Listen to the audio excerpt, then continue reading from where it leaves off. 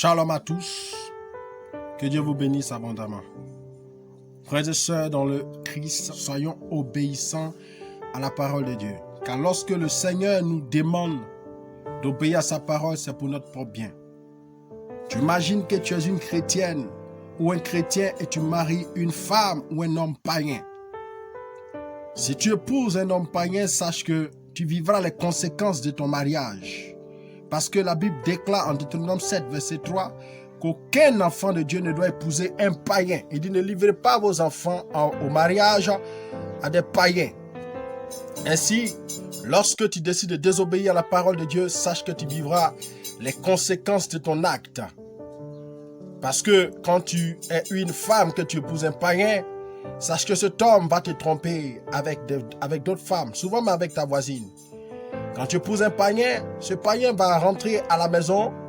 Chez toi, il mettra de la musique mondaine, comme s'il était dans un bar. Les conséquences, c'est que quand tu épouses un païen, cet homme peut te battre à tout moment. Il peut un jour tomber dans une colère et te tabasser, te casser le bras. Quand tu te maries à un païen, cet homme peut t'insulter n'importe comment et te manquer de respect. Quand tu te maries à un païen, le païen peut se fâcher un matin, soulever ses bagages, quitter la maison.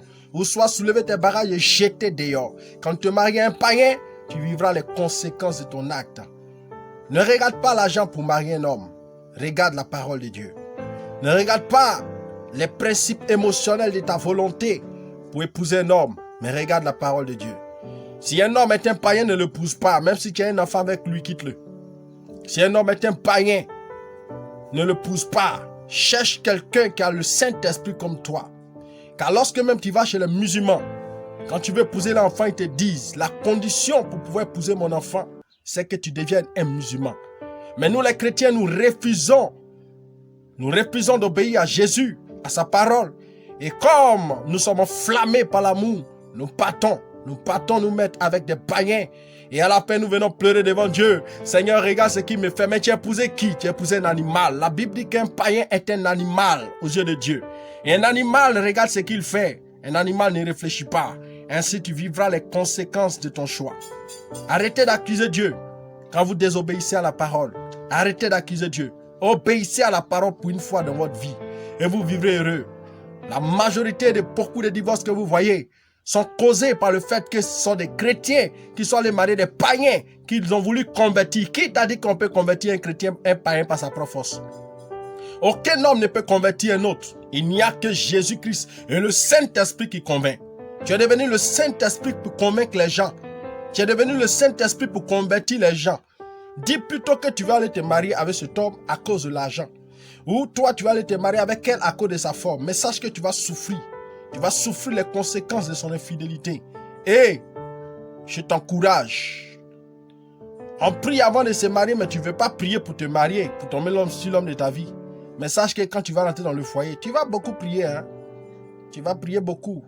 Et tu vas prier beaucoup en pleurant. Oui, en beaucoup pleurant. Et tu te rendras compte que tu as fait une grave erreur. Et tu vas prier, reprier, Seigneur, reprier. Ça sera trop tard.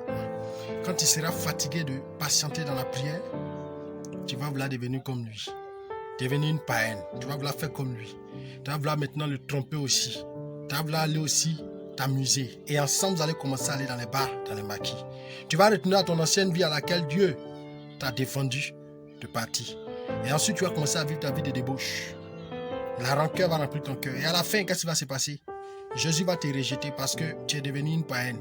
Et aucun païen ne va au ciel. Et à la fin, tu iras où? En enfer. C'est tout ça les grandes conséquences d'un mauvais mariage. Marie-toi avec un homme qui a le même Dieu que toi. Et tu seras heureuse. Si tu entends cette vidéo, c'est Dieu qui est en train de parler. Quitte cet homme-là. C'est pas ton mari. Ce païen-là, c'est pas ton mari. Va chercher ton mari dans le Seigneur. Et le Saint-Esprit te donnera quelqu'un qui t'aimera jusqu'à la fin de ses jours. Sois béni au nom de Jésus. Shalom.